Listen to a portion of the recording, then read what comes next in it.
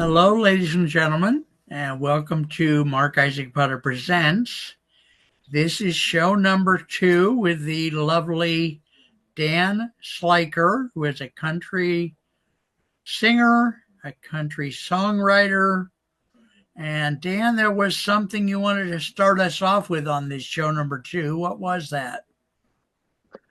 One of the questions we talked about was how I got into country music, and it's kind of like a story with a big interruption in the middle of it. Like Um, aliens came down and no, I'm kidding. almost.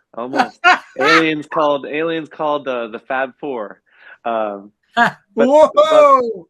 Ooh.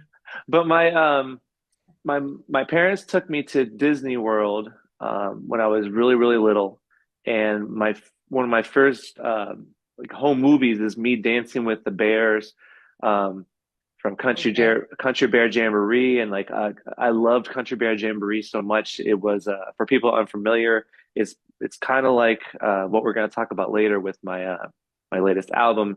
It's kind of like a show where there's jokes and stuff, and there's musical numbers, and there's it's like a variety show, but it's all done with animatronic, wild Okay. animals, mostly bears, but some moose and stuff in And there that's part of also. Disney World or what? It's part of Disney World. And you go in there and you go in and watch the show, and I just loved it. And I loved it so much. My parents got me the LP for it, and I Okay. played that. It was one of my first records, and then I was How living old in. were you at that time? I think I was 2 or 3. Okay. Wow. Okay. So you So got yeah, into what? music early. Yeah. Yeah, and so I my first kind of music I liked was country music. I love the stories and stuff like that. And my parents got me Shel Silverstein poetry books, and I loved all those. Those were Nice. like stories, and like Charlie Daniels and Kenny Rogers and Johnny Cash were like I loved all those stories. So that was the kind of the music I really liked. And then I finally that was like up until I was like 9 or 10, probably 9, yeah, 9.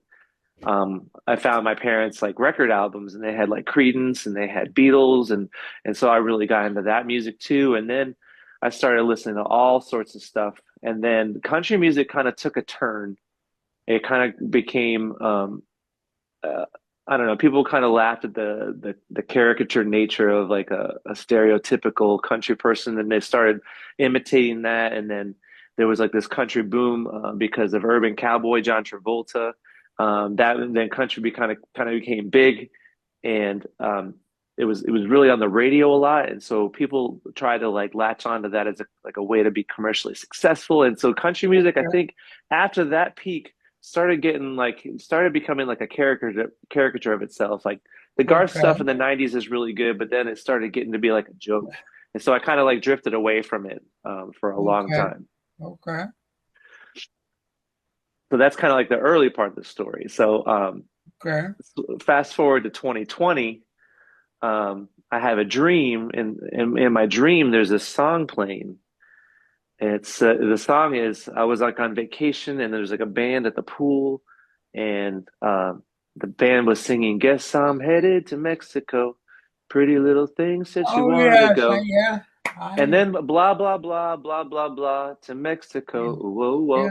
And that's how the song was going. I couldn't. I spent the time. When you're kind of dreaming and you're trying to like, you're dreaming, so you're trying to like stay in your dream. So Yeah. Yeah. I tried to stay in the dream to figure out that third line, but I couldn't do it. So I just woke up and I went to the other room. I recorded it immediately. It was really tired. It was groggy and everything. And so I'm Yeah. like, I'm gonna finish this song. So in 2020, there was this thing going on where I was unemployed because of the shutdown and everything. And so I had plenty of time to like, well, I'll just make a country song out of this because it was a country song in my dream. Yeah. And it ended up being the song Mexico, and I really loved it. And I sent it away to some Nashville people, and they said, well, Yeah. keep writing songs and keep sending them to us. And so I did. I wrote 6 songs, and that became the EP 808s and Fish and Lakes. Okay. I tried to get big country artists to buy to record them, but that just didn't work out. I didn't have the right connection. So I said, well, I'll just release it on my own because you can do that nowadays. And so Yeah. that's kind of how I got started, restarted in the country music, and then playing a lot of country music at Howl at the Moon got me kind of liking some of the newer country songs. So I'm kind of like I took a big hiatus while country kind of like be kind of worked out its kinks, and now I'm back.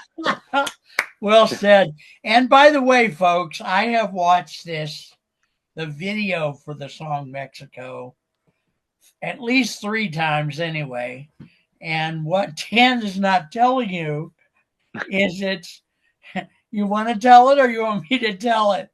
it's Go ahead. You go it's ahead and it's I'll come in. it's what was that? What was the movie? What was the Barbie doll movie called?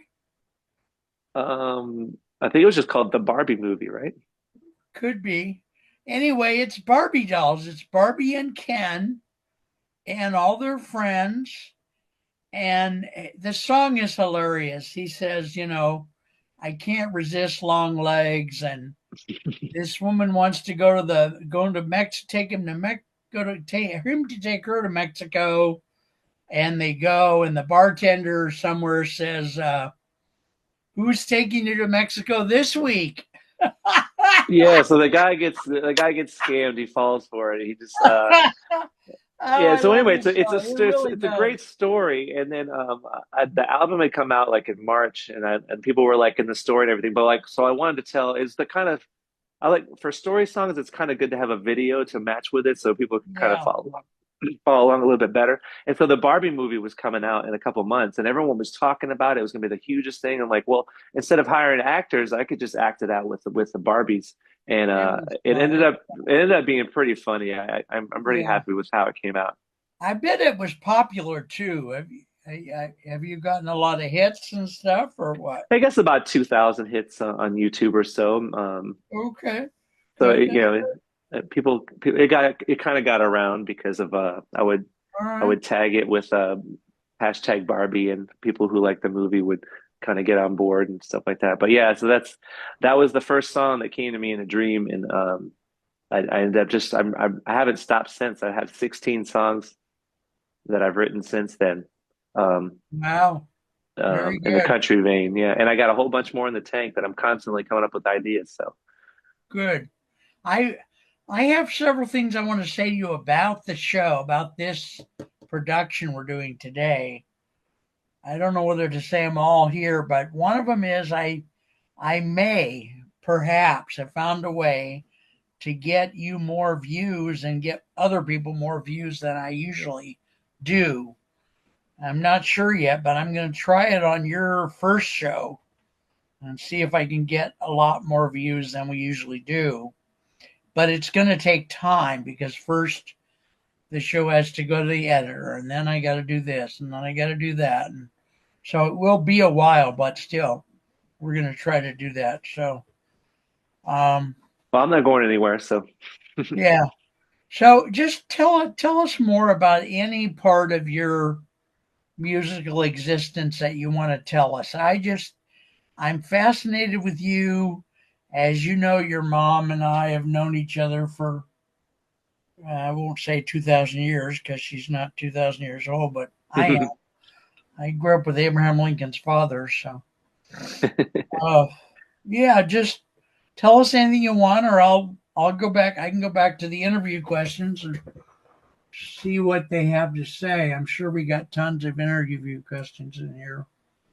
You have well, anything you one want thing to tell us off the top of your head? Like, what have I not asked you that you would like to tell us? One thing we teased at the end of the last show is the new album, Sellouts and Train Tracks, how it's kind of a combination of a couple different things. Oh, yeah, let's do that. Yeah. There's an article, folks, ladies and gentlemen, in Rattle magazine about Dan and his newest album. And it tells us very beautifully that Dan and his style are something relatively new in country music, rather. And he has a lot of throwback things that are heartwarming and familiar. And this is like one of the several new niches within country music. And uh, I, I, I may or may not have that actually pulled up, but the guy Josh Rice was his name or Ross. Jack Ross, Jack Rush. Jack Rush. Yeah, he Mhm. said, it's new, it's fresh, it's taking a different direction. You, of course, on your album, you have instruments that are not normally in country music. Tell us about that. How do you see yourself as someone who's kind of breaking through a different niche, or you don't really see yourself that way? Well, the the EP 808s and Fishing Lakes is like a play on a Kanye West album called 808s and Heartbreak. It's like a play on words from that. 808 is like a drum machine that like a lot of hip hop artists use, but it's infused itself into mainstream and even in the country. So what I did is I first was sort of making fun of that by putting a bunch of 808 drum machines in my songs on the first album. And Right, but I ended up really liking the songs, and it ended up being an interesting mix of things. So in this next album, I had written some songs that are more pop and some songs that are more rock, country, like Southern rock, and some that were more traditional. And so I didn't know how to put them all into one album and have it sound like it all belonged together. So right, I could have put out a couple different EPs, some shorter albums, but I figured if I could have like a show where there's two different bands, I can call the first band the Sellouts and the second one who does more traditional stuff with mandolins and fiddles, the Train Tracks. I can have them both on the same show, and like I could do a Country Bear Jamboree hee haw kind of thing from my childhood, and it would be kind of right. fun. I did all the voices for all the hosts and all the guests and everything like You that. did all those voices? Yeah, that was me. All different variations of me. Are you serious? Yeah, I didn't know that. and the voices are That's a cool. whole bunch of people. Gee Uh, whiz. the voices are a cool dedication to if just to get off on a sidetrack. The host is Mordecai O'Shea, who goes by Morty, and then there's Right, Bixby, who goes by Bix, and there's Bray, who's the sort of like a donkey kind of character. He talks right, really low, and one of their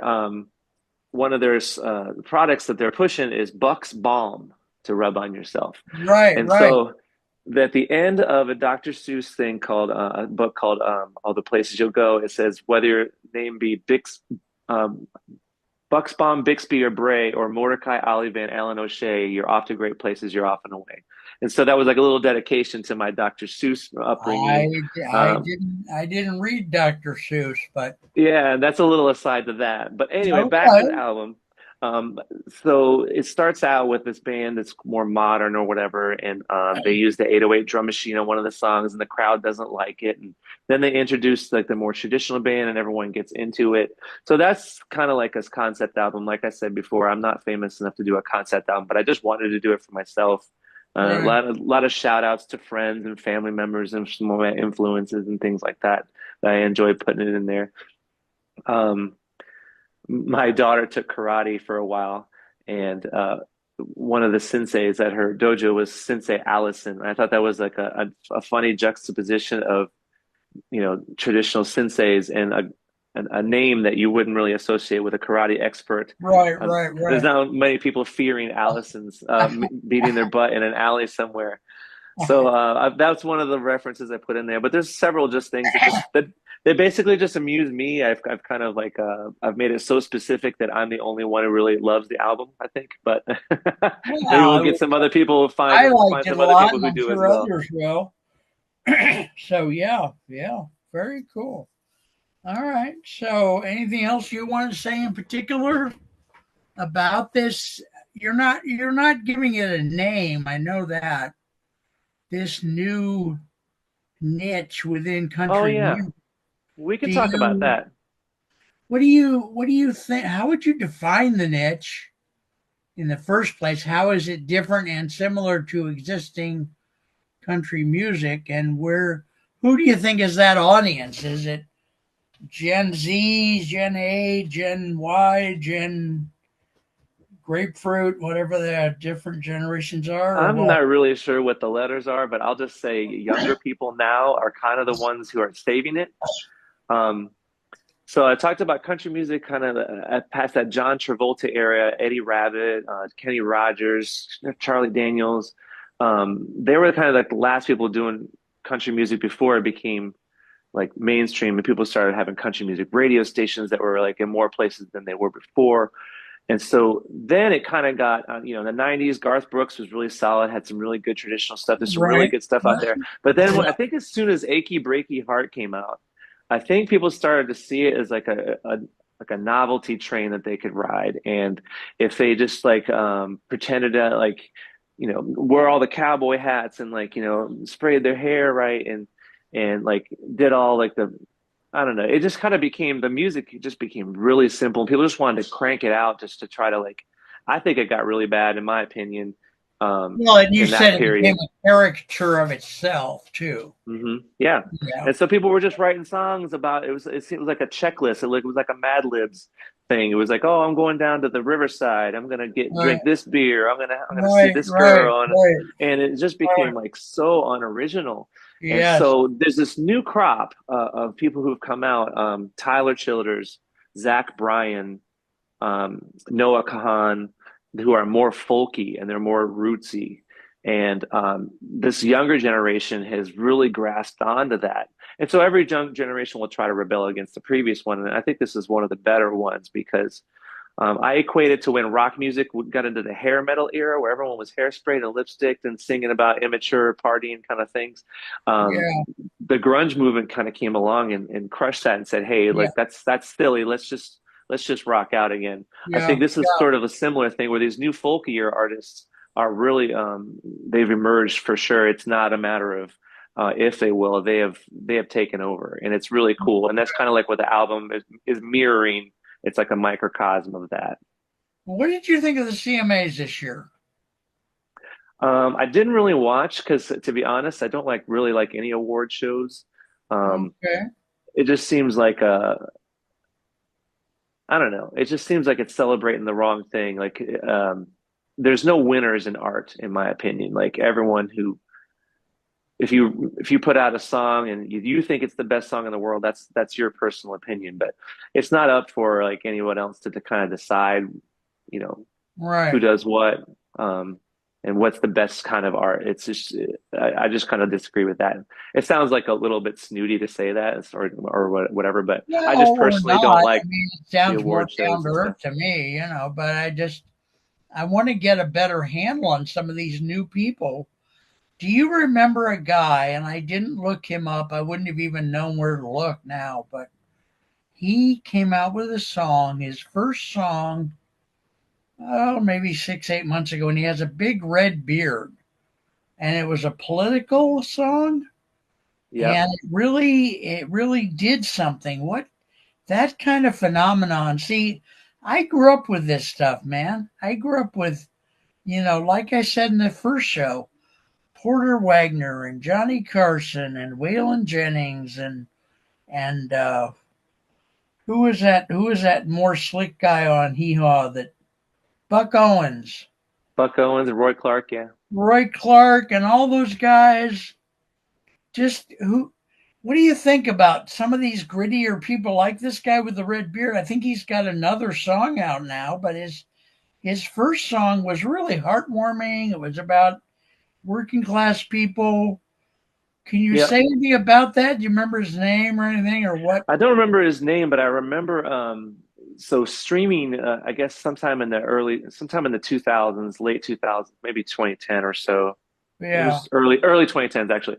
YouTube started counting toward the charts. Where it never did before. And before that, Okay. streaming never counted to the charts until it did. That was in the Okay. 2000s.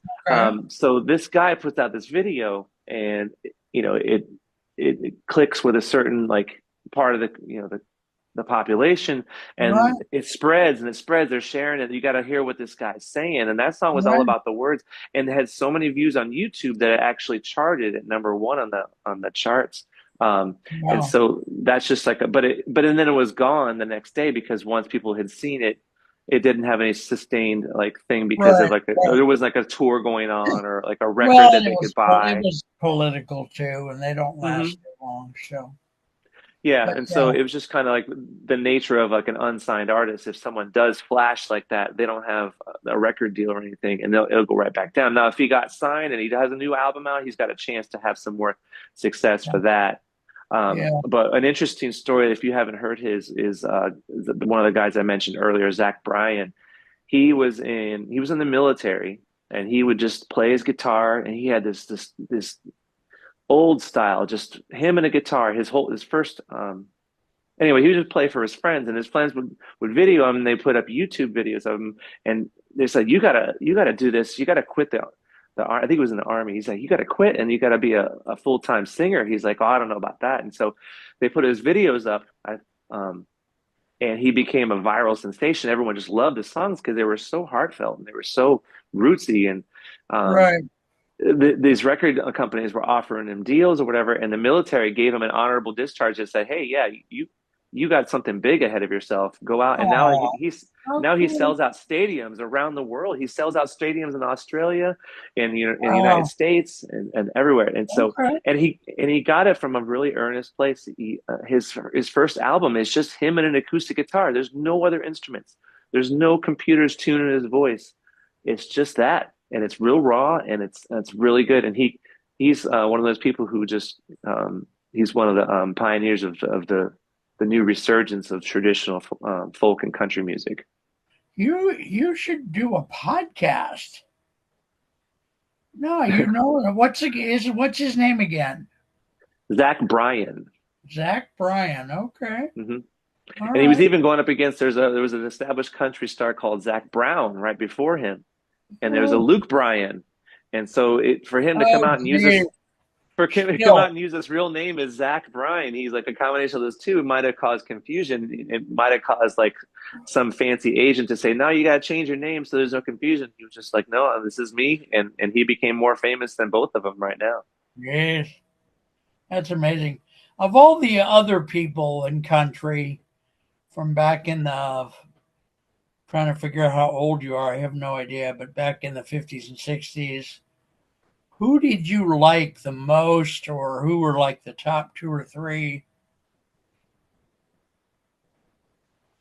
Now I've Well, messed up my. Go ahead. I loved the story songs. So Charlie Daniels. I had Okay. that album with Devil Went Down to Georgia on it. That was one of the best story Right, songs ever. I right, loved Kenny Rogers. I had Kenny Rogers albums from my mom. right. Um, and I loved the story of Ruby. I loved Coward of the County was one of my favorite ones. I still cry when I hear that song.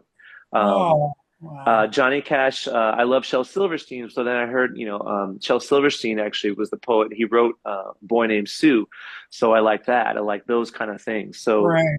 those are the artists. And Eddie Rabbitt was on the radio when I was younger, and I loved a couple Oh, of his songs. That was part of that urban cowboy surge when country music was actually on the radio for a little bit, and okay.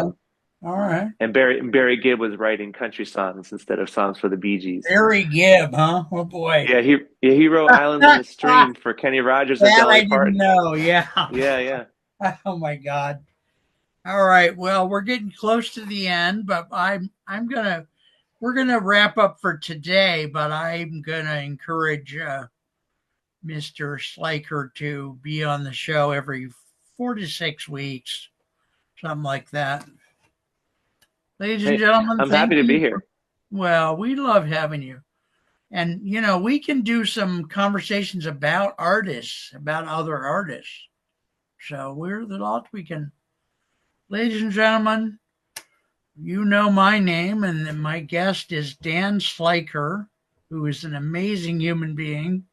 His wife says he's very handsome. That's what I've heard. Her name is Heidi, right? What's your wife's name? Yep, Okay. yep. I pay her well to And say those things. so we'll see you folks soon, and these shows will be out in a little while. So just keep an eye on my YouTube channel for them. And Dan, thank you for being here today. We Thank you for appreciate having me. it so much. God bless you, folks. Talk to you soon.